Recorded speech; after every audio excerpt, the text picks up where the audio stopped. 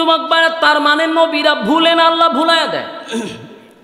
ইনশাআল্লাহ তো একদিন না হয় ভুলে গেল, কিন্তু 15 দিন ভুলার কথা না, 15 দিন ভুলার কথা না। কিন্তু ভুলে যাওয়ার মানে হলো আল্লাহ ভুলাইয়া দিছে, যেন কিয়ামত পর্যন্ত কোনো উম্মত আর কোনো দিন ইনশাআল্লাহ না ভুলে, আর যাতে না ভুলে।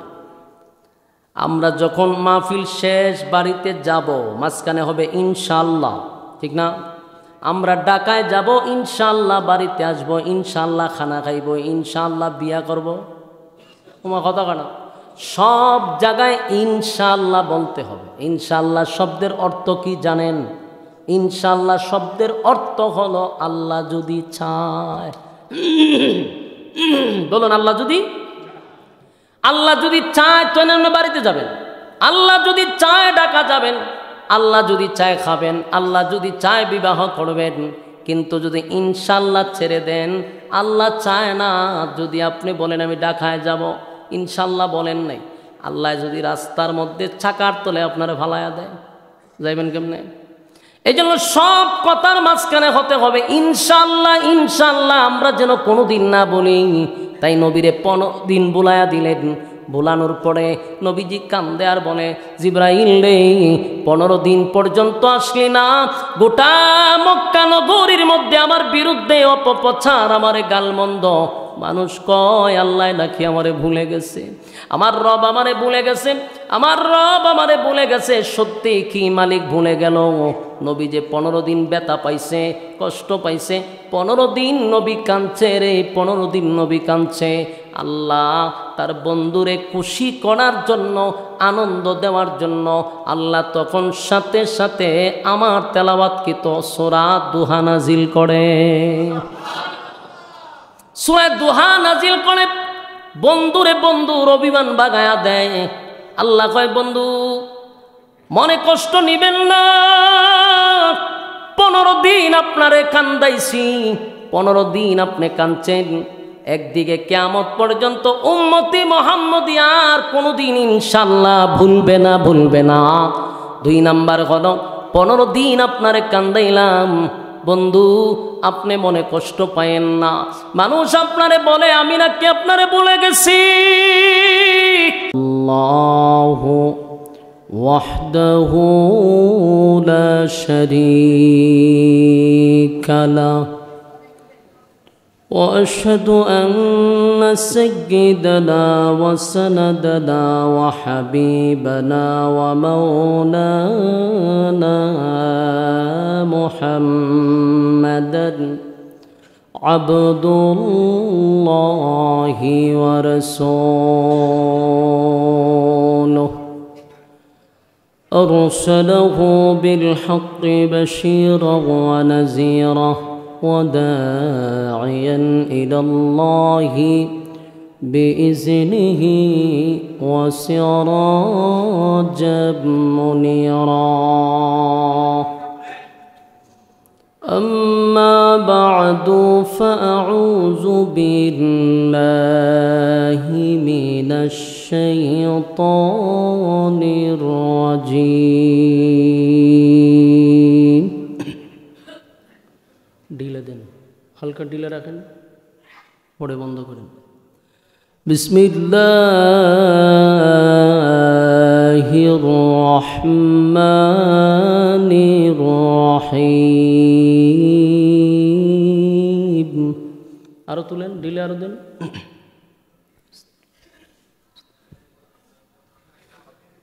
ওয়াদ-দুহা والليل إذا سجى ما ودعك ربك وما قلى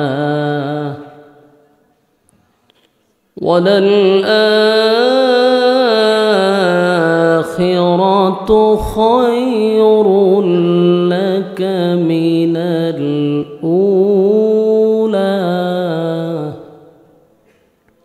ikudan وللآخرة خير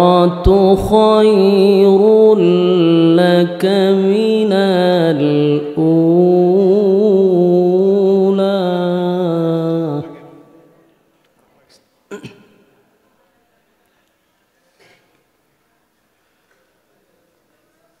والضحى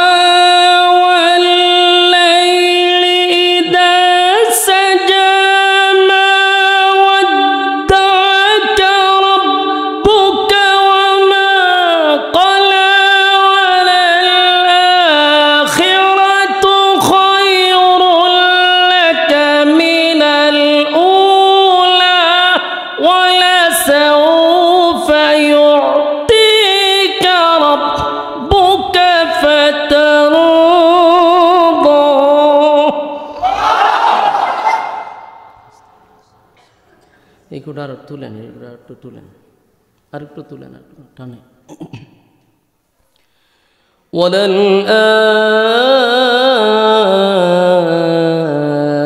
وَلَلْآخِرَةُ خَيْرٌ لَكَ مِنَ الْأُولَى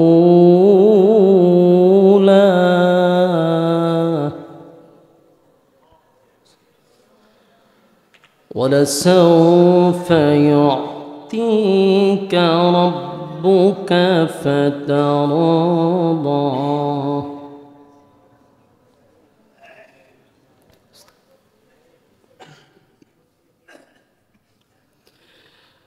وَالضُّحَى وَاللَّيْلِ إِذَا سَجَى مَا وَدَّعَكَ رَبُّكَ وَمَا قَلَى وَلَلْآخِرَةُ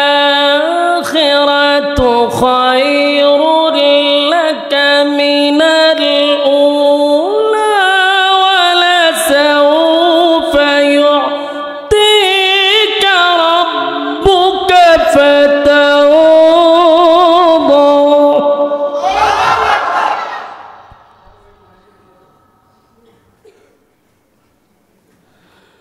وَلَسَوْفَ يُعْطِيكَ رَبُّكَ فَتَرْضَى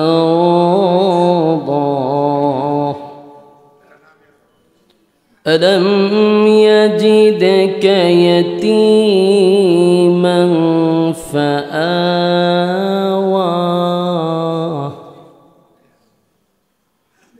وَوَجَدَكَ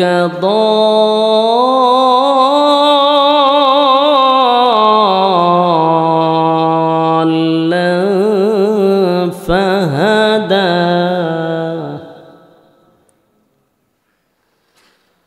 وَوَجَدَكَ عَائِلًا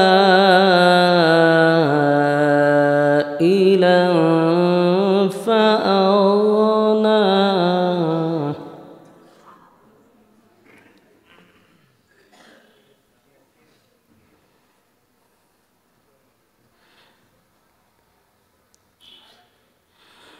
وَوَجَدَكَ ضَالًّا فَهَدَى وَوَجَدَكَ عَائِلًا فَأَغْنَى فَأَمَّا الْيَتِيمَ فَلَا تَقْهَرْ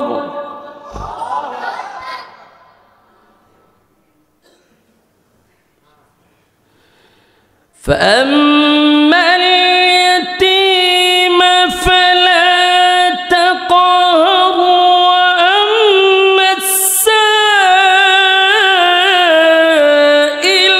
فلا تنهر وأما بنعمة ربك فحدث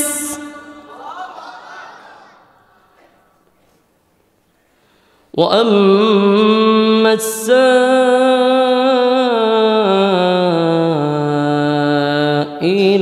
فلا تنهر وأما السائل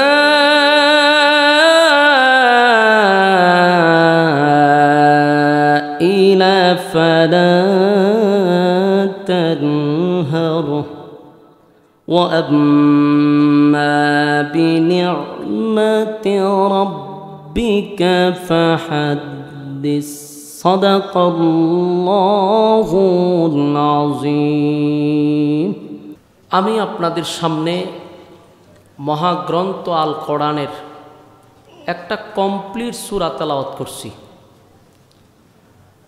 এই সূরা থেকেই আপনাদের সামনে আলোচনা করার চেষ্টা করব ইনশাআল্লাহ। এই সূরাটা নাজিল হয়েছে মক্কাতুল মুকাররমায়।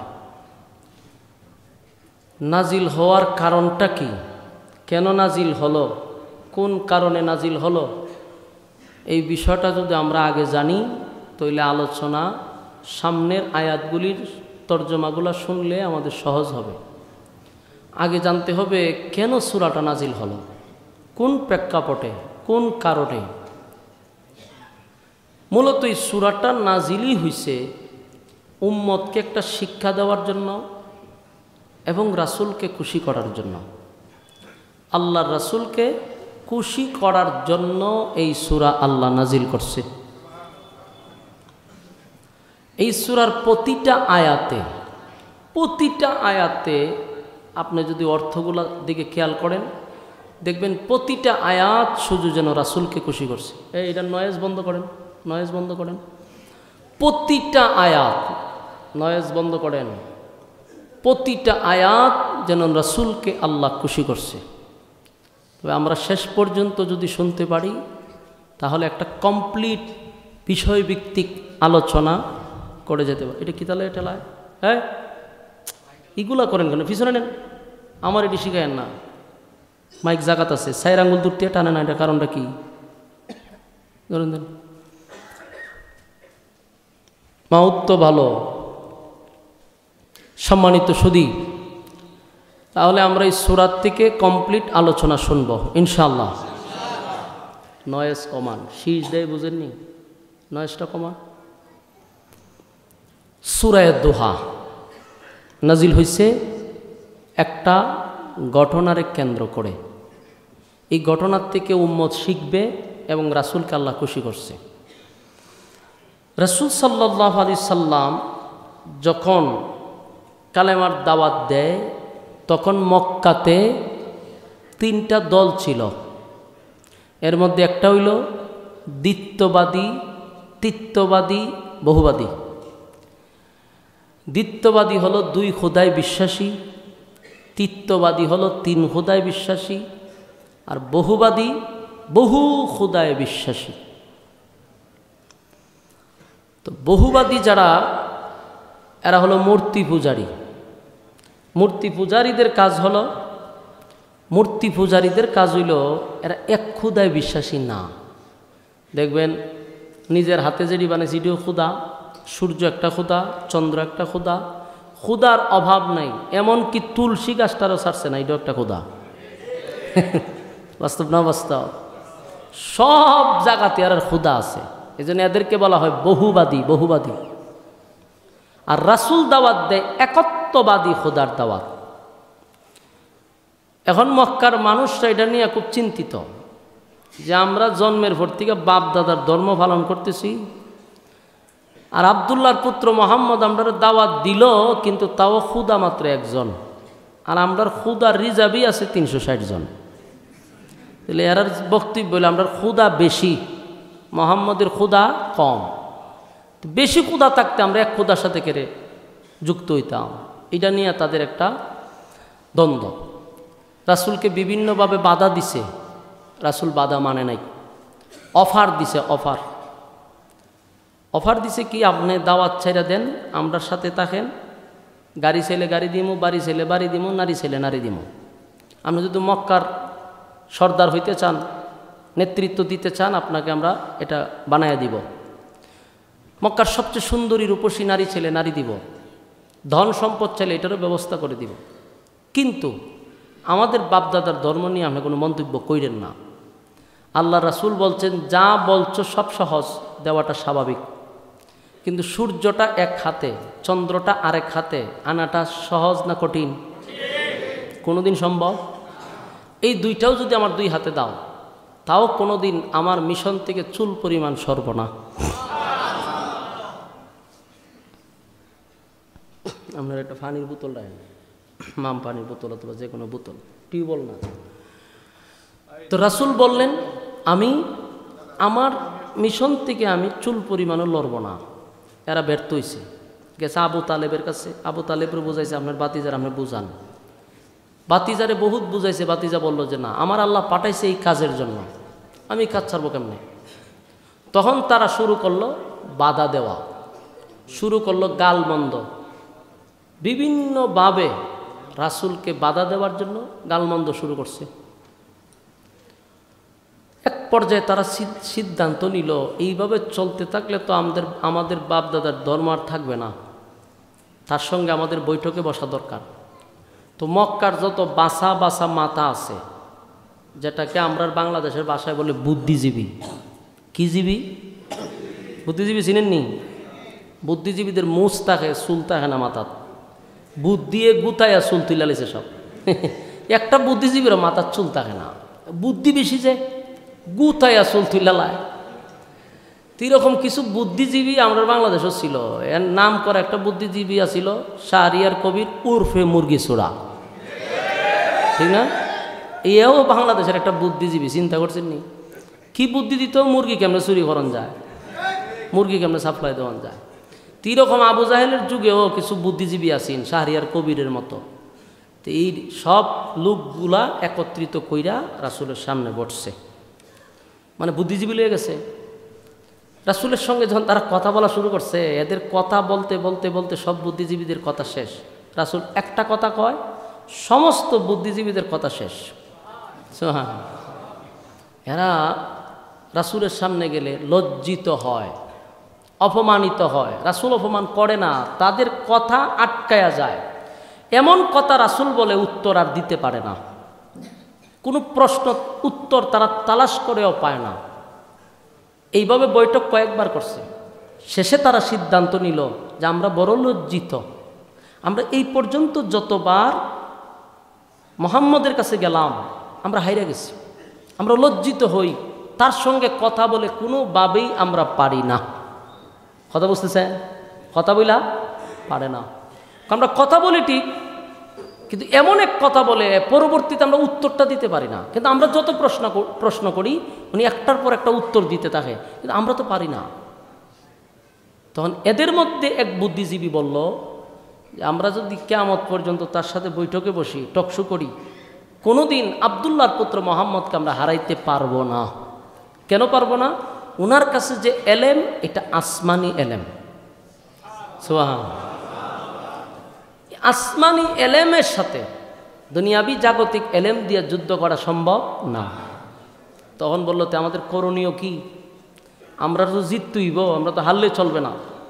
বললো একটা কাজ করা যায়, আমরাও কোনো জায়গার থেকে আসমানি এলেম যাদের ভিতর আছে এদেরকে হায়ার করতে হইব।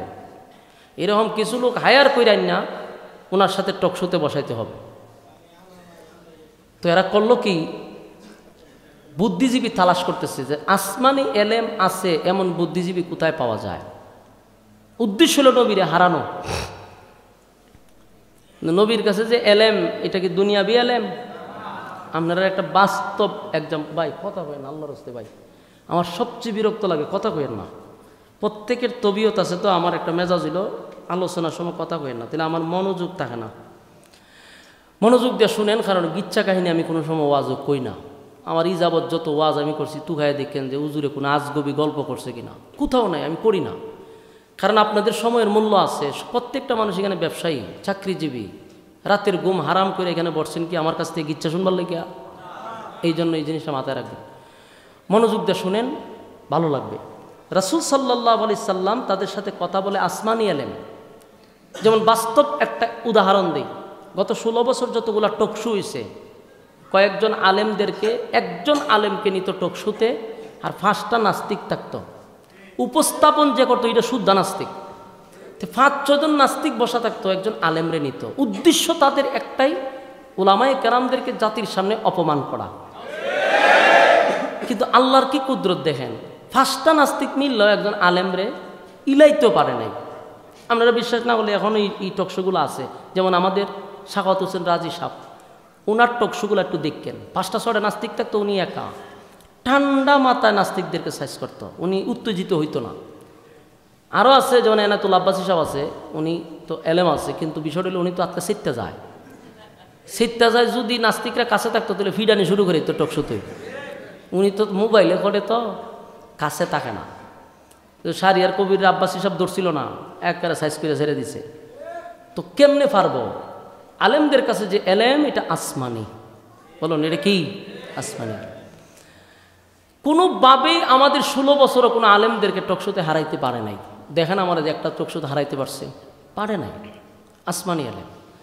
ভাই মূল কথা হলো, দুনিয়াবি এলেম দিয়ে আপনি আসমানি এলেমওয়ালাদেরকে কোনোভাবেই পরাজিত করতে পারবেন না। আপনার কথা যেখান থেকে শেষ, ওলামায়ে কেরামদের কথা এখান থেকে শুরু। আমরা যে বিভিন্ন মাহফিল করি বাংলাদেশে, টেকনাফ তেতুলিয়া তো আমি দৌড়াই, আমার এমন কোনো জেলা নাই যেখানে আমি গেছি না, সব জায়গায় গেছি। দেশের বাইরেও আমার নেই মাঝে মধ্যে, মানুষ তো শুধু বিভিন্ন দেশেও গেছি। তো আমি দেখছি অনেক ডিগ্রিওয়ালা মানুষ, ডিগ্রির অভাব নাই, যোগ্যতার অভাব নাই, কিন্তু স্টেজের দেয় বক্তব্য দিবার লেগে, এত বক্তব্য দিব কি তার মুখে টুটে লাগে, বিসমিল্লাহটাও হইতারে না, বিসমিল্লাহির রহমানির রহিম, বাস্তব না, কথা বলতে পারে না, কিন্তু ডিগ্রির অভাব নাই।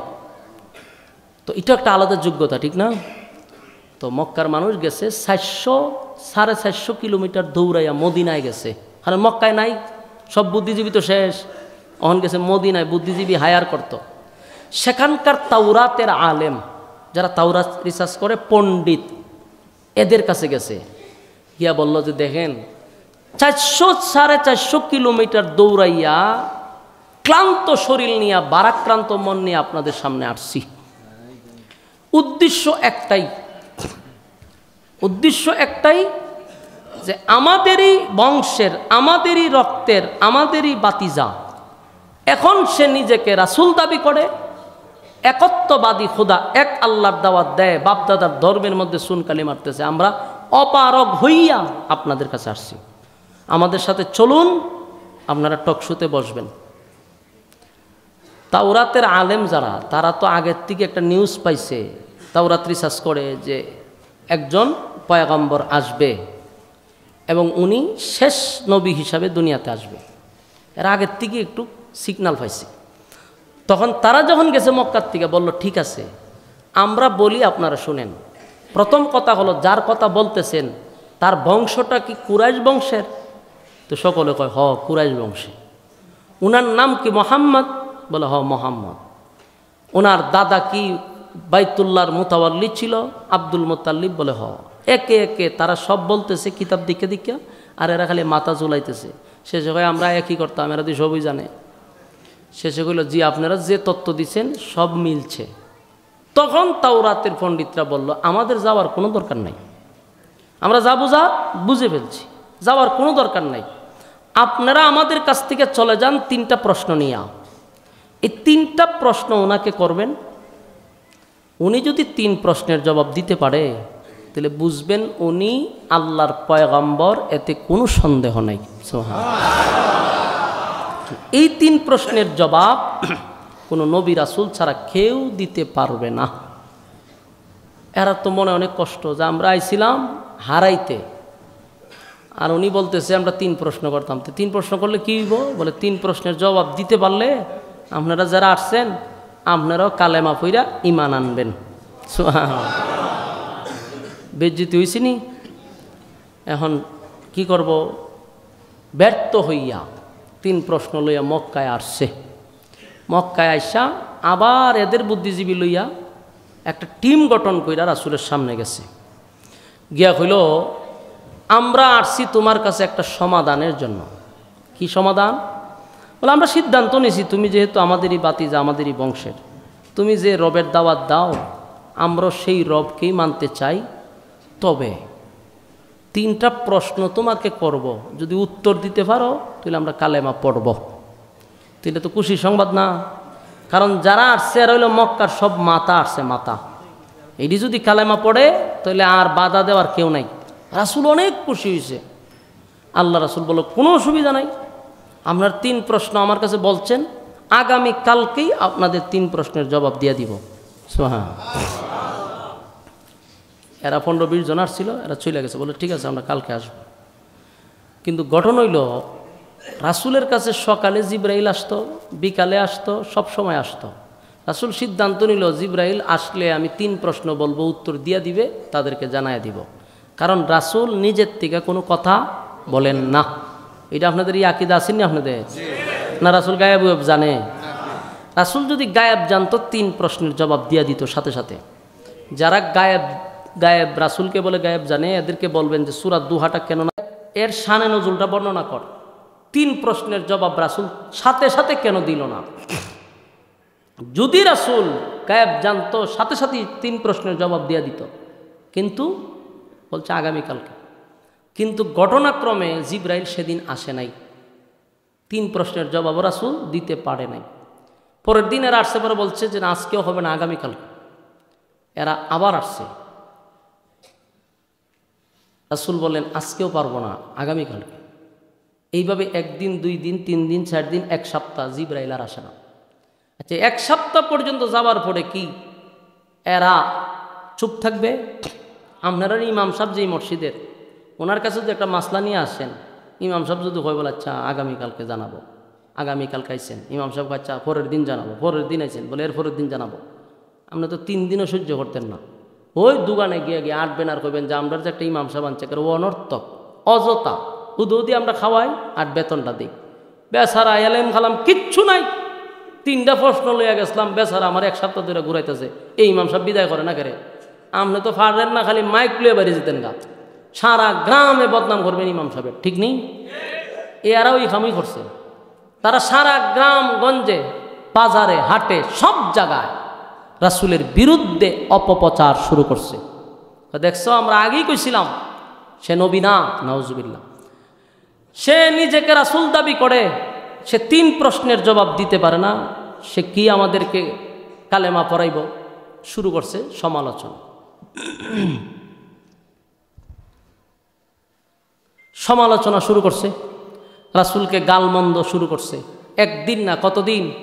1 সপ্তাহ, 2 সপ্তাহ, 15 দিন হয়ে গেছে জিব্রাইল আসে না। ওই দিকের বেঈমানরা রাসূলকে এত গালাগালি করতেছে, কেউ কেউ বলতেছে যে মুহাম্মাদের আল্লাহ মুহাম্মদকে ভুলে গেছে।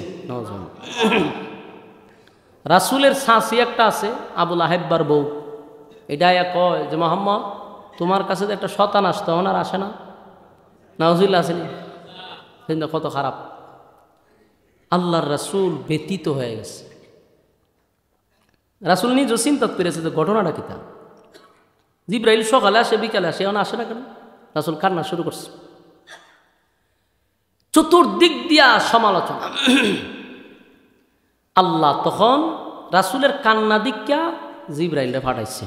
কতদিন পরে? 15 দিন পরে। আল্লাহর হাবিব তাকায়া দেখে আসমান থেকে নামতেছে। কতদিন পরে? আসমান থেকে জিব্রাইল নামতেছে নিচে। রাসূল দৌড়ায় গেছে, গিয়ে একটু অভিমান, মনের মধ্যে একটু কষ্ট। আল্লাহর নবী বলেন, জিব্রাইল 15 দিন পরে কি তোমার আসতে মন চাইল? জিব্রাইল 15 দিন ধরে কেন আসলি না?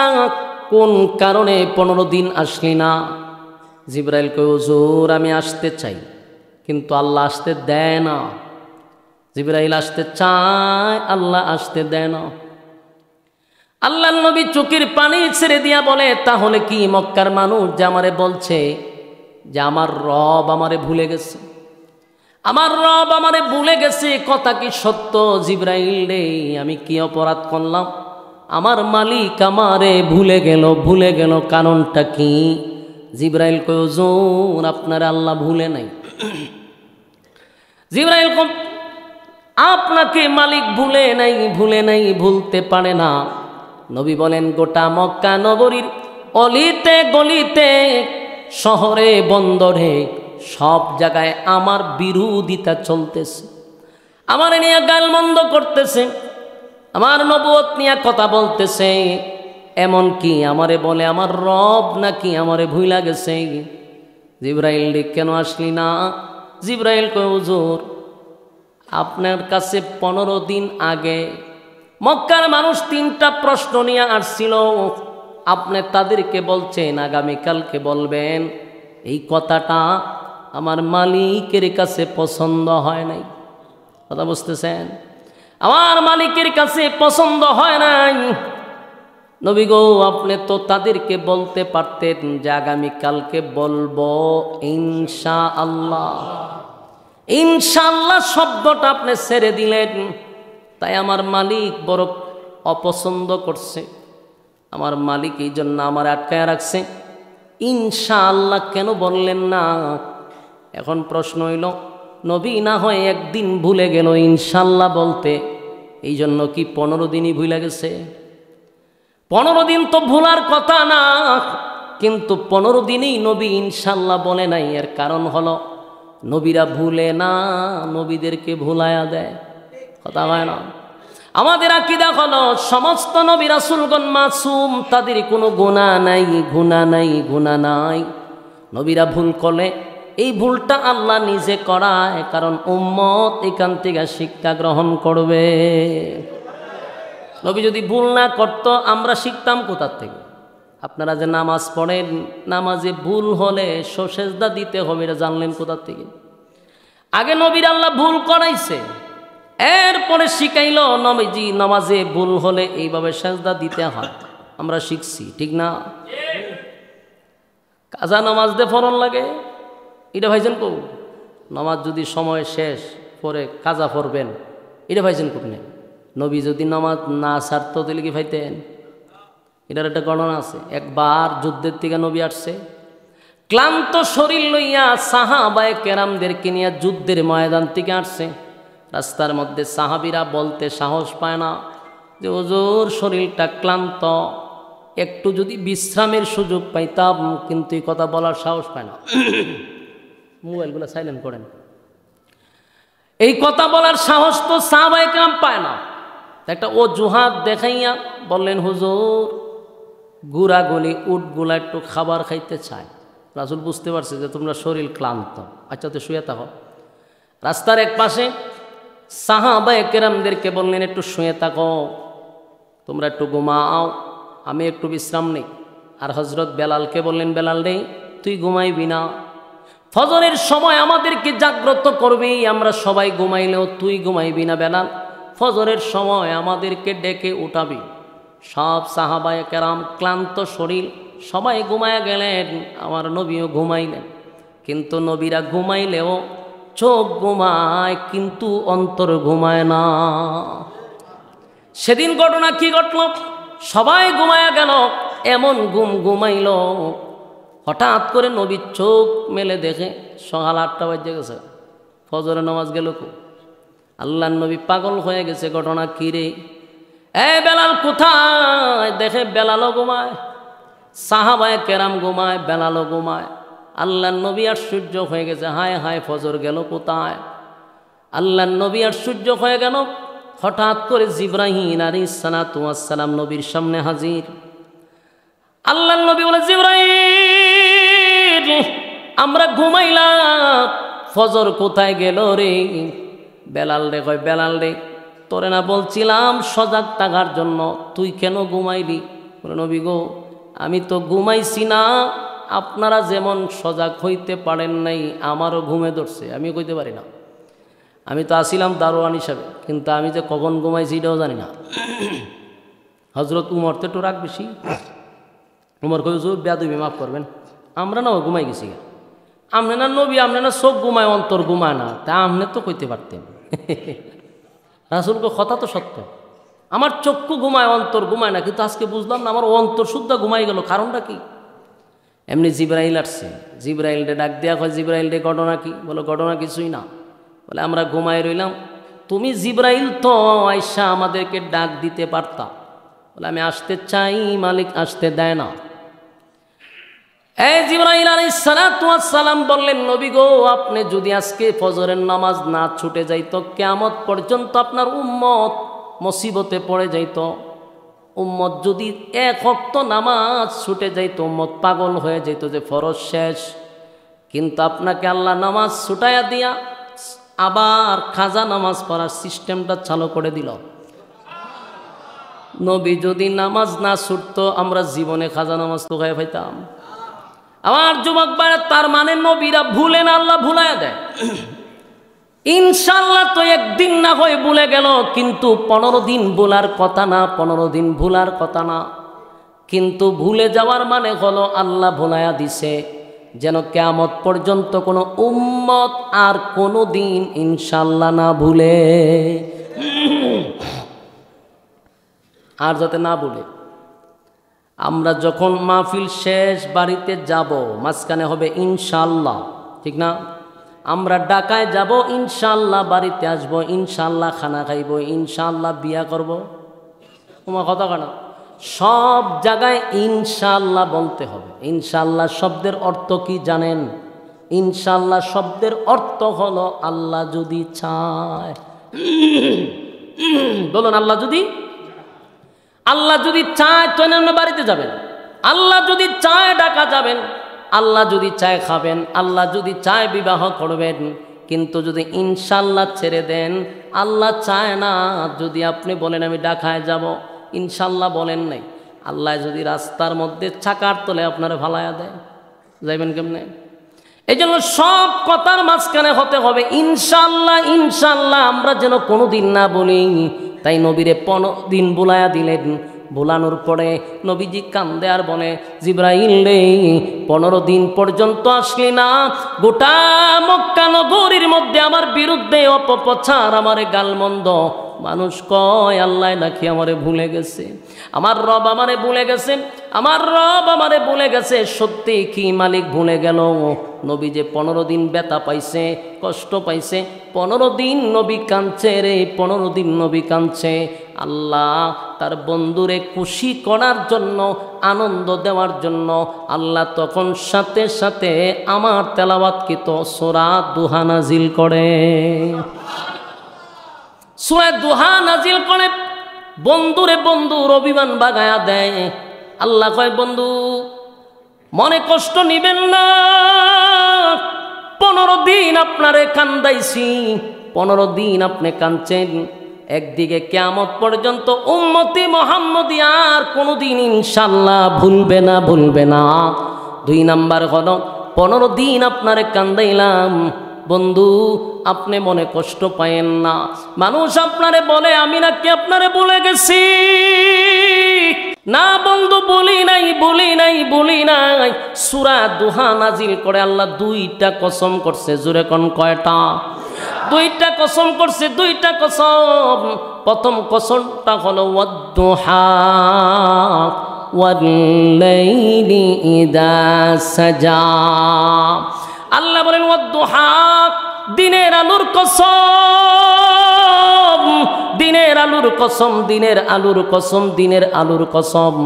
ওয়াল-লাইলি ইযা সাজা, রাতের অন্ধকারের কসম, দিনের আলোর কসম, রাতের অন্ধকারের কসম। এখানে তাফসীর কারকরা ওয়াদ-দুহার আরেকটা ব্যাখ্যা করছে, ওয়াদ-দুহা নবী আপনার সুন্দর চেহারার কসম। সুবহান। আমার মালিক তার বন্ধুর চেহারার কসম করছে গো, বন্ধুর সুন্দর চেহারার কসম করছে, সুন্দর চেহারার কসম করছে। বন্ধু আপনার সুন্দর চেহারার কসম। এরপরে ওয়াল-লাইলি ইযা সাজা, তার আরেকটা অর্থ হলো বন্ধু আপনার কালো চুলের কসম, কালো চুলের কসম। ওয়াল-লাইলি ইযা সাজা। আমার যুবক ভাইরা, মুরব্বী বাবারা, দেখেন এখানে কসম হইল 2টা। ওয়াদ-দুহা দিনের আলোর কসম, ওয়াল-লাইলি ইযা সাজা রাতের অন্ধকারের কসম। 2টা কসম করে আল্লাহ বলেন, মা ওয়াদ্দাআকা রাব্বুকা ওয়া মা ক্বালা। আল্লাহ বলেন 2টা কসম, দিনের আলোর কসম, রাতের অন্ধকারের কসম, আপনার সুন্দর চেহারার কসম, আপনার কালো চুলের কসম। 2টা কসম করে বলেন, মা ওয়াদ্দাআকা রাব্বুকা ওয়া মা ক্বালা, আপনার রব আপনারে ভুলে নাই। সুবহান। মক্কার মানুষ বলছে মুহাম্মদের আল্লাহ মুহাম্মদকে ভুলে গেছে। না বন্ধু না, মা ওয়াদ্দাআকা রাব্বুকা ওয়া মা ক্বালা, আপনার রব আপনার প্রতি সন্তুষ্ট, আপনার প্রতি অসন্তুষ্ট না। বন্ধু তো রাগ করছে, একটু অভিমান। 15 দিন ওহী নাজিল হয় নাই, তাই আল্লাহ যেন প্রতিটা আয়াত তার বন্ধুরে মাত্র খুশি করলো। সুবহানাল্লাহ। মা ওয়াদ্দাকা রাব্বুকা ওয়া মা ক্বালা, আপনার রব আপনারে ভুলে নাই। কেন ভুলবে? আপনারে ভুলে নাই। এরপর আল্লাহ বলেন ওয়ালাল আখিরাতু খায়রুল লাকা মিনাল উলা। আল্লাহ বলেন ওয়ালাল আখিরাতু খায়রুল লাকা মিনাল উলা। বন্ধু, দুনিয়াতে আপনারে আমি যা দিলাম, দুনিয়াতে যা দিছি বন্ধু, এটা কিছুই না। আপনার জন্য আমি পরকালে কোটি কোটি গুণ বেশি বরাদ্দ রাখছি।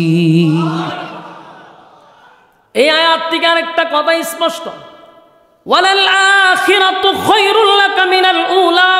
আল্লাহ বলেন যিনি দুনিয়া সৃষ্টি করলেন সেই মালিক বলেন দুনিয়া কিছুই না। আমরা এই আয়াতের মাধ্যমে বুঝলাম দুনিয়ার কোনো মূল্য মালিকের কাছে নাই রে।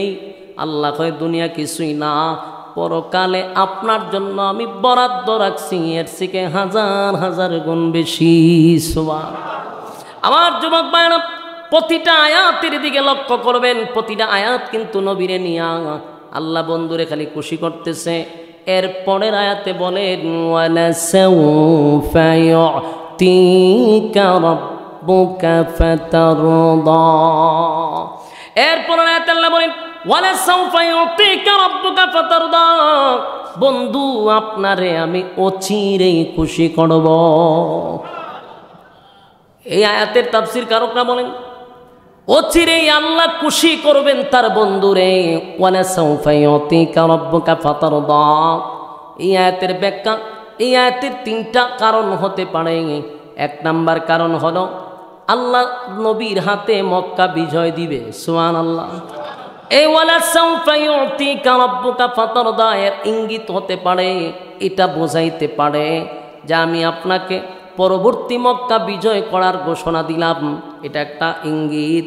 2 নাম্বার হতে পারে ওয়ালা সাউফা ইউতিকা রাব্বুকা ফাতারদা। বন্ধু, আপনাকে আমি অচিরেই আরেকটা খুশির সংবাদ হতে পারে যে নবীকে আমার আল্লাহ ইনভাইট করাইছে আসমানে। সুবহানাল্লাহ। এই নবীরে ভ্রমণ করাইছে। দুনিয়ার নেতারা যদি দলের জন্য মাইর খায় গো, দুনিয়ার নেতারা যদি দলের জন্য মাইর খায়, ওই দল ক্ষমতায় আসলে নেতার প্রমোশন বাড়ে না কমে? নেতার প্রমোশন বেড়ে যায়, নেতার প্রমোশন বেড়ে যায়। মাইর খাইছে মনে করেন আওয়ামী লীগের কাছে, এখন ক্ষমতা যাওয়ার পরে যেই নেতা মাইর খাইল, দলের নেতায় তারে ভ্রমণ করাইতে পাঠায়, কয় অনেক মাইর খাইছেন, রক্ত জড়াইছেন, এবার আপনি একটু দেশের বাহিরে গিয়ে একটু ঘুরে আসেন। দেখবেন রাষ্ট্রীয় খরচে তারে আমেরিকা পাঠায়, কাউরে সিঙ্গাপুর পাঠায়, বিভিন্ন জায়গায় যায়, কয় এনজয় করে আসেন। নেতায়ও ভিসা পাওয়ার পরে আমেরিকা যায়, গিয়া হুর লইয়া ঘুরায় আর বোতল খায়। বাস্তব না বাস্তব?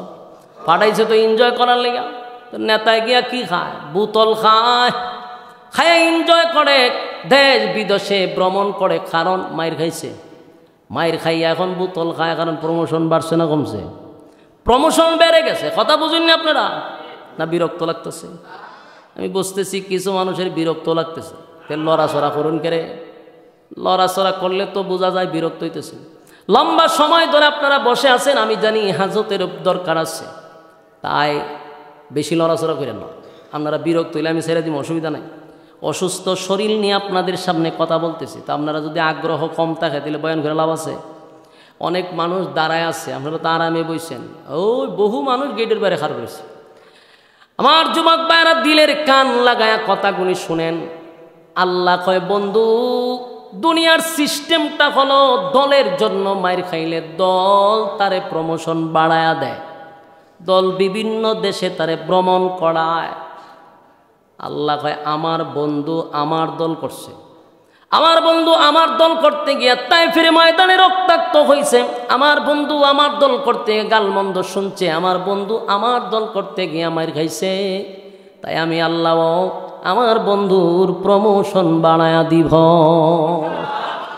বন্ধুর প্রমোশন বাড়ায়া দিবে।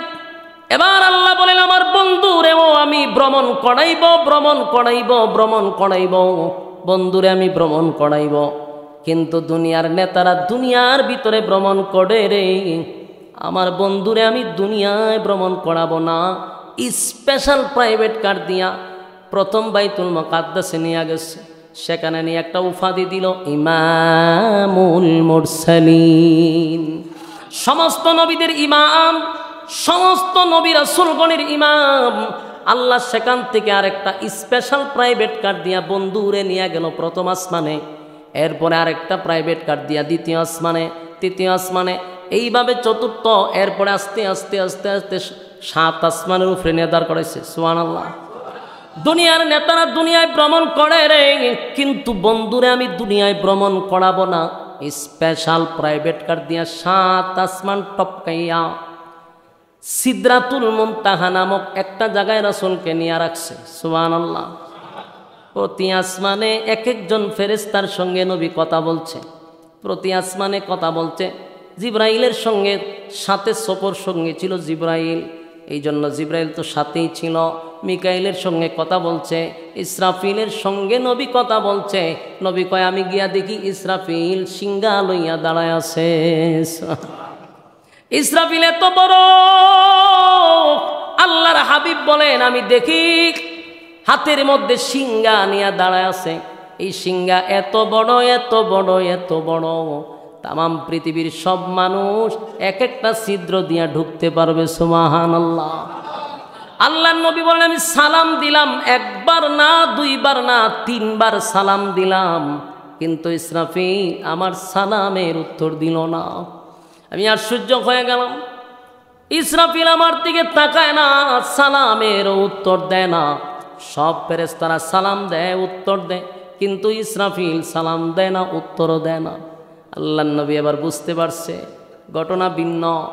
আল্লাহর নবী বলেন ইসরাফিল আমি জানি তুমি আমার সালামের উত্তর দেও না, এই কারণে যে আমারে যদি সালামের উত্তর দাও ওই দিকে যদি আল্লাহ হুকুম দেয়, তবে নিশ্চিত থাকো আমি এমনে এমনে আসি নাই, আমারে আল্লাহ দাওয়াত দিয়ে আনছে। আমি দাওয়াতি মেহমান, কারো বাড়িতে মেহমান রে দাওয়াত দিয়া তামাম পৃথিবী ধ্বংস করে কেউ দেয় না। আমার আল্লাহ দাওয়াত দিয়ে আনছে রে ইসরাফিল, আমারে দাওয়াত দিয়াই না, তোরে আল্লাহ অর্ডার দিত না যে দুনিয়া ধ্বংস করে দে। এই কথা বলার সাথে সাথে ইসরাফিল সিংহা রাখছে, রাইকা সালামের উত্তর দিয়া কয় হুজুর প্রথম সালাম শুনতে পারছি, কিন্তু নবী গো কেমনে উত্তর দেই? আমার সৃষ্টি করার পরে আমার মালিক যে একটা সিংহা ধরায়া দিছে, আমি আর কোনোদিন চোখের পলকও ফালাই নাই, শুধু হুকুমের অপেক্ষা। এই সিংহায় যেদিন ফুক দিবে তামাম পৃথিবীর মধ্যে জালজালা শুরু হবে। ইজা জুলজিলাতিল আরদু জিলজালাহা ওয়া আখরাজাতিল আরদু আসকালাহা। এই সিংহায় ফুক দিলে পরে তামাম পৃথিবীর মধ্যে ঝাঁকুনি শুরু হবে, জালজালা শুরু হবে। ওয়া আখরাজাতিল আরদু আসকালাহা, আর জমিনের ভিতর থেকে সব বাহির হইতে থাকবে, দামি দামি সম্পদ বাহির হইতে থাকবে। ওয়া আখরাজাতিল আরদু আসকালাহা ওয়া ক্বালাল ইনসানু মা লাহা, আর সেদিন এই দৃশ্যটা মানুষ দেখবে আর বলবে ওয়া ক্বালাল ইনসানু মা লাহা, মানুষ বলবে জমিন তোমার কি হয়ে গেল? জমিন বলবে ইয়াউমাইযিন তুহাদ্দিসু আখবারাহা, জমিন দে আল্লাহ সেদিন কথা বলার সুযোগ দিবে। সুবহানাল্লাহ। জমিন কি করবে? কথা বলবে। এমনি এমনি কথা বলবে না, বিআন্না রাব্বাকা আওহা লাহা, তার রব, জমিনের রব জমিনকে অর্ডার দিবে, আর জমিন সেদিন কথা বর্ণনা করতে থাকবে। এই সিংহায় ফুঁক দিলে দুনিয়া দুনিয়া থাকবে না। কথা কোন ঠিক? বিশ্ব পরিস্থিতির পরিসমাপ্তি ঘটায়া দিবে ইসরাফিলের সিংহায় ফুঁয়ে। আমার যুবক ভাইরা, ইসরাফিল আলাইহিস সালাতু ওয়াস সালাম কে আল্লাহর নবী বলেন ইসরাফিল সালামের উত্তর দিতে পারো। ইসরাফিল সালামের উত্তর দিয়া কয় হুজুর আমি আমার হুকুমের জন্য দাঁড়ায় আছি, মালিক কখন হুকুম দেয় আমি জানি না। আল্লাহর নবী চলে গেলেন। এরপরে গেলেন আজরাইলের অফিসে। সুবহানাল্লাহ। 7 আসমান টপকাইলেন। এক একটা আসমানে এক একজন ফেরেশতার সঙ্গে সাক্ষাৎ। আজরাইলের সঙ্গে সাক্ষাৎ করলেন। এরপরে নিয়ে গেলেন একেবারে সিদরাতুল মুনতাহায়। সেখানে নেওয়ার পরে আল্লাহর পয়গম্বর বললেন এরপরে কোথায়? জিবরাইল কয় হুজুর এরপরে আমার টিকিট নাই, আপনি বাকিটা যাইতে পারেন। স্পেশাল আরেকটা প্রাইভেট কার রফরফ নামক একটা প্রাইভেট কার দিয়া আমার নবীর সিদরাতুল মুনতাহাত থেকে আরশে আজিম পর্যন্ত আল্লাহ নিয়ে গেছে। আল্লাহ বলেন দুনিয়ার নেতারা দুনিয়ায় মার খাইলে প্রমোশন বাড়ে রে, আমার বন্ধুরে আমি দুনিয়ার ভ্রমণে পাঠাইলাম না। 7 আসমান টপকাইয়া সিদরাতুল মুনতাহা টপকাইয়া আরশে আজিমে কোনো ফেরেশতা যেতে পারে নাই, কোনো ফেরেশতা যেতে পারে না। আমার নবীরে সেখানে দাওয়াত দিয়া নিছে, বন্ধুর পাশে বন্ধুরে বসাইছে। সুবহান। সেখানে আল্লাহ ভ্রমণ করাইলেন। 8টা জান্নাত নবীরে দেখাইল, 8টা জান্নাত দেখাইল। 8টা জান্নাত দেখাইয়া জাহান্নাম দেখাইল। নবীরে আল্লাহ একটা গিফট করছিল হাউজে কাউসার, সেটার পরেও নবীরে নিয়ে গেছে। সুবহানাল্লাহ। সব দেখানোর পরে সব দেখার পরে আল্লাহ বলে বন্ধু কেমন দেখলেন, কেমন হইল? আল্লাহর নবী বলেন মালিক এত আনন্দ আমি কোথায় রাখব? আমার আপনি 7 আসমান টপকাইয়া আরশে আজিমে আনছেন গো, আপনার সঙ্গে কথা হইল, দেখা হইল, আসমান জমিন সূর্য চন্দ্র গ্রহ নক্ষত্র সব পার করাইয়া আরশে আজিমে নিয়ে আসলেন। আল্লাহ আমি সব দেখলাম। নবীরে বিদায় দেয় সেদিন সব ফেরেশতারা ছিল নীরব, কোনো শব্দ নাই, কারণ বন্ধু আসছে, সব সাজায়া রাখছে আল্লাহ। বন্ধুরে ইনভাইট করার পরে সব দেখাইয়া যেদিন বিদায় দেয় আল্লাহর নবীকে বলেন বন্ধু যাবেন যে খুশি না বেজার? সুবহান। আপনারা যে আমি আনলাম দেখে খুশি না বেজার? পয়গম্বর বলেন মালিক এত আনন্দ কোথায় রাখবো গো? আনন্দের সীমা নাই, সীমা নাই, সীমা নাই, এত আনন্দ কোথায় রাখবো? কিন্তু যাওয়ার সময় ছোট্ট একটা ব্যথা লইয়া দুনিয়ায় যাব, এই ব্যথাটা আমার ভিতরে থাকবে। আল্লাহ কয় বন্ধু দাঁড়ান, আমার বন্ধু বেজার হইয়া দুনিয়ায় যাবে না। বন্ধু হতে পারে না। বলেন আপনার মনে কি কষ্ট? বলে আল্লাহ আমি আসলাম, কথা বললাম, দেখলাম, সব ভ্রমণ করলাম, আমার উম্মতরা কি আপনার সঙ্গে কথা বলতে পারবে? সুবহান।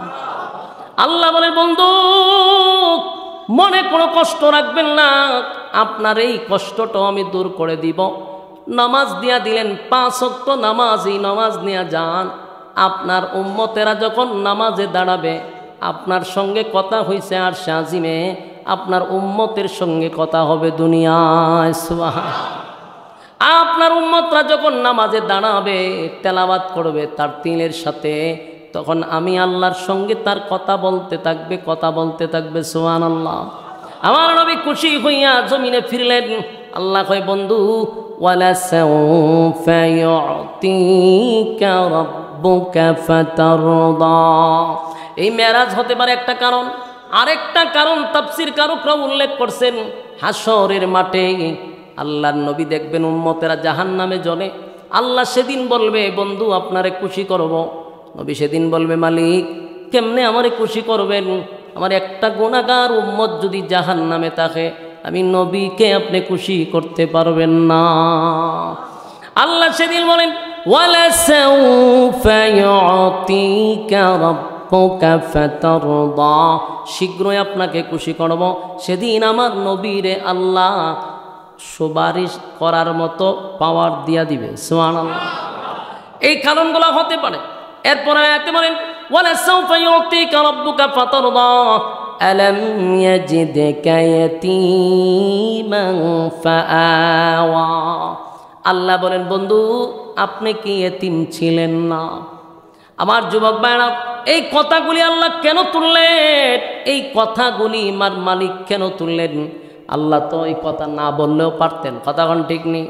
কেন তুললেন, কেন তুললেন? ওয়ালাসাউফা ইউতিকা রাব্বুকা ফাতারদা। বন্ধু, এরপর আল্লাহ বলেন আলাম ইয়াজিদিকা ইয়াতীমান ফাআওয়া। আল্লাহ তুই কথা না বললেও পারতেন, কেন বললেন? এর কারণ হলো বন্ধু আপনি এতিম ছিলেন, আপনাকে আমি এতিম, আপনি ছিলেন, আমি কি আপনাকে আশ্রয় দেই নাই? এটার একটা কারণ। ওর সাথে যদি বন্ধুর দূরত্ব হয়, অভিমান হয়, তখন বন্ধুরে খুশি করার জন্য অতীতের কিছু কথা শুনাইয়া শুনাইয়া শুনাইয়া বন্ধুরে খুশি করে, ঠিক নেই? দেখবেন আপনার সাথে যদি বন্ধুত্ব দূরত্ব হয়, অভিমান করে, তখন আপনি পিছনের কথা তুলবেন। বন্ধু তুই কিন্তু মুসিবতে পড়ছিলি, আমি তোরে টাকা দিয়া ব্যবসা চালায়া দিছি। বন্ধু অমুক জায়গায় বিপদে পড়ছিলি, আমি তোর পাশে ছিলাম, আমি তোর এটা দিছিলাম, আমি তখন তোর পাশে ছিলাম। অতীতের কথা বইলা বইলা বন্ধুর কাছে বুঝায়া দেওয়া, আমি তোরে আগেও ভালোবাসি, এখনো বাসি। সুবহানাল্লাহ।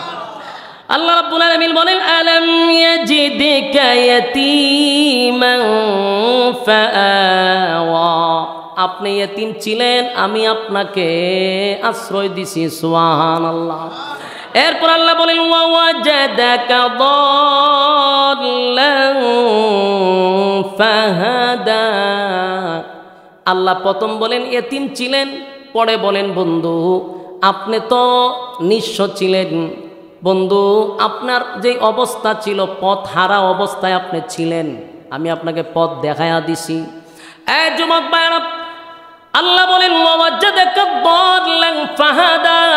পথ হারা অবস্থায় ছিলেন, পথ দেখায়া দিছি। তার মানে হলো একটা মানুষের যখন মা থাকে না, বাবা থাকে না, দাদা থাকে না, দাদি থাকে না, নানা থাকে না, নানি থাকে না, ওই ছেলেটা সমাজের মধ্যে অনাথ হয়ে যায়, সেই ছেলেটা পথভ্রষ্ট হয়ে যায়, সেই ছেলেটা মাঝে মধ্যে রাস্তার মধ্যে হাইজাক করে, ঠিক নেই?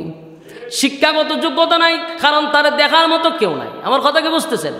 আল্লাহ এই আয়াত দিয়া বুঝাইলেন আপনি এতিম ছিলেন, পথ হারা হওয়ার কথা ছিল, আমি আপনাকে পথ দেখায়া দিছি। বন্ধু আপনাকে ছাড়ি নাই, আপনারে আগেও ছাড়ি নাই, এখন আপনাকে কেন ছাড়ব? এরপরে আল্লাহ বলেন ওয়াজাদাকা আইলান ফাআগনা। আপনি গরিব ছিলেন, আমি আপনাকে ধনী বানাইছি। সুবহানাল্লাহ। আপনি গরিব ছিলেন, আমি আপনাকে ধনী বানাইছি, ধনী বানাইছি। এই জায়গাতে আসার পরে একটা বিষয় আমাদের মাথায় রাখা দরকার। নবী গরিব ছিলেন এই কথাটা আমরা সবাই জানি, কিন্তু নবী যে ধনীও ছিল এই কথাটা আমরা অনেকে জানি না। কথা হয় না? বাংলাদেশে বহু মৌলবী, বহু আলেমরা একটা ওয়াজ পাইছে, কয় নবীর পেটে পাথর ছিল, নবী গরিব ছিল। বাইরে ভাই, এই ওয়াজ আর পাবলিক কত শুনতো? এই ওয়াজ শুনাইয়া শুনাইয়া নাস্তিকদেরকে আপনারা 12টা বাজায় দিছেন। এখন মনে করে ইসলাম মানেই হলো গরিব, ইসলাম মানেই হলো দরিদ্র। কথা কন। কিন্তু ওই পাবলিকরা এখনো জানে না, এই যে মসজিদের ভিতরে যারা বসে আছেন অনেক মানুষ এটাও জানে না যে আমার নবী এক সময় দেশের প্রেসিডেন্ট ছিল। নবী তো দেশের প্রেসিডেন্টও ছিল, তাহারা জীবন খালি নবীর ফেড়ে ফাত্তর, নবী গরিব। এই পাড়া, আল্লাহ কইছে ওয়াজাদাকা আইলান ফাআগনা, গরিব ছিলেন, আমি ধনী বানাইছি। তো খালি গরিব কইতাম কেন? ইসলামটার দিছে 12টা বাজায়া, সব জায়গায় খালি গরিব গরিব গরিব। এখন এই ওয়াজ শোনার পরে এখন রামবামরা কি কয় জানেন? নবী আসিল গরিব, ফেডা আসিল ফাত্তরা, হুজুররা এখন রাজনীতি করে। দেখছেন কথা কই গেছে? ডাইরেক্ট কয় হুজুররা রাজনীতি পাইছে, কৌ নবীর ফেডা ফাত্তর আছিন, আর এরা এখন রাজনীতি করে। এই কথা বলার সুযোগ করে দিছে আমাদের মতো হুজুররা। অথচ আমার নবী দেশের বাদশাহ ছিল, দেশের প্রেসিডেন্ট। এই নবী খালি প্রেসিডেন্ট ছিল, আল্লাহর রাসূল দেশের প্রেসিডেন্ট ছিল, আবু বকর দেশের প্রেসিডেন্ট ছিল, উমর দেশের প্রেসিডেন্ট ছিল, উসমান দেশের প্রেসিডেন্ট ছিল, আলী দেশের প্রেসিডেন্ট ছিল, হাসান রাদিয়াল্লাহু তাআলা দেশের প্রেসিডেন্ট ছিল। এতগুলো সাহাবায়ে কেরাম দেশের প্রেসিডেন্ট থাকা সত্ত্বেও আমাদেরকে কয় তোমরা রাজনীতি পাইছো কই? মেজাজটা কেমন গরম হয়, কেমন গরম। আমরা বলার দরকার ছিল তোরা রাজনীতি পাইছো কই? আমাদেরকে যদি বলে কোথায় রাজনীতি পাইছি, স্বয়ং রাসূলুল্লাহর কাছ থেকে আমরা রাজনীতি শিখছি। আমরা সান্দু, তোরা জিগাইবার দরকার তোরা পাইছো কই? আমরা তো টার্গেট তোরা রাজনীতি পাইছো ফেরাউনের কাছ থেকে। তারা রাজনীতি শিখছ নমরুদ থেকে, তাদের রাজনীতি শিখছ আবু জাহেলের কাছ থেকে। আমরা জিগা রাজনীতি পাইছি কই? আমরা নে জিগা তোরা রাজনীতি পাইছি কই? তোরা কইবি যে আমরা রাজনীতি পাইছি ফেরাউনের থেকে, আমরা রাজনীতি পাইছি নমরুদের থেকে। কারণ তোদের আচার ব্যবহার, তোদের কাজকর্ম, যেই নেতারে যে অনুসরণ করে তার প্রভাব তার শরীরে পড়ে। ফেরাউনের পুরা খাসলত 16 বছর দেখছে না কেমন চালাইছে রাজনীতি, ওইখান থেকে আইছে এমনি এমনি সিস্টেমে, কোনো অসুবিধা না। এই জন্য কোনোদিন যদি আলেমদেরকে কেউ প্রশ্ন করে রাজনীতি পাইছেন কই, বলে স্বয়ং রাসূলুল্লাহর কাছ থেকে পাইছে। আমার রাসূল দেশের প্রেসিডেন্ট ছিল, তাই আমরা রাজনীতি করতে চাই। এগুলা কই আমরারে ডাইভার্ট করে কেন জানেন? আর মোল্লারা রাজনীতি করলে যে দেশের টাকা বিদেশে পাচার হইতো না, এটা আরো ভালো করে জানে। এই চিন্তাত আছে যে আমরা রড সিমেন্ট বালু থেকে কেমনে খামো। হুজুররা থাকবো সব, এই রড সিমেন্ট বালু চুরি করবলে দিত না। সম্মানিত শুধু এই কথাটা অন্তত কইেন না যে হুজুররা রাজনীতি পাইছে কই। কোরআনে রাজনীতি আছে, রাসূল রাজনীতি করছে। 27টা যুদ্ধে রাসূল নিজে সেনাপতি ছিল, যুদ্ধ করছে রাসূল, সেনাপতি ছিল, প্রশাসনের লোক ছিল রাসূল। কারে শিখাও তুমি? রাজনীতি করতে বলে শিখছি। মাঝে মধ্যে মেজাজ গরম হয়, আর এগুলার জন্য দায়ী তো তারা না, দায়ী আমরা। হে নিজে ওয়াজ করে নবীর ভেড়ো ভাত, আবার নিজে গিয়ে মুরগের রান্না খামড় মারে। চলো তুই ওয়াজ করে নবীর ভেড়ো ভাত, তোর মুরগের রান্না খাস কেমনে? আল্লাহ রাসূল গরিব ছিলেন কথা সত্য, কিন্তু দনিয়ত্ব ছিল, এই ওয়াজটা তো করা দরকার, কথা কয় না। এই গরিব গরিব কইতে কইতে ইসলামটার একেবারে ভিক্ষুক বানালিছে। এখন দেখুন মাদ্রাসা তো অনেক সময় পড়াইতেছে না, বড় লোকেরা, ইঞ্জিনিয়াররা, ডাক্তাররা পড়াইতেছে না, কয় মাদ্রাসা দিলে গরিব। মেজাজটা কেমন গড় বয় দেখছে আমাদের এই খাসলতের কারণ। আলেমরা চলবে শান শৌকতে, রাজি আছেন ইনশাআল্লাহ? আমাদের শান শৌকত থাকবে, আমাদের দেখলেই যেন আরেকজনের সন্তান মাদ্রাসায় ভর্তি করতে বাধ্য হয়। তা আমরা তো নিজেরা ঠিক হইতে আগে। পাঞ্জাবি বলতে বলতে ভিসাতে উঠেছে বেচারা। তোমার কেন জিরম সফিগিরি দেখাইতা তুমি? তোমার কি ইসলাম কইছে তোমার পাঞ্জাবি ভিসাতে উঠে যেত গা? তোমার সামনে গেলে ফাটার বন্ধ করে কেন? তোমার চলা ফেরা, উঠা বসা, তোমার সৌন্দর্য দেখা আরেকজন বাধ্য হবে যে আমার সন্তানটাকে ওই রকম বানাবো। আর বাংলাদেশে কোন জায়গা আলেমরা না খাইয়া মরছে? বলেন, কেউ না খাইয়া মরছি নি? আমার জমক বায়না উমাতি এটা আমরা কই না, আমি যদি পারি না তো, এটা আমি পারি না। আচ্ছা বসেন, তো শেষ করে কথাটা। 1 নাম্বার হলো ওয়াদ্দুহা, ইয়াদ আছে মা বইলা লিছেন দি ওয়াদ্দুহা। 1 নাম্বার সূর্যের কসম, সূর্যের আলোর কসম। 2 নাম্বার রাতের অন্ধকারের কসম। কসম করে কি কইছে?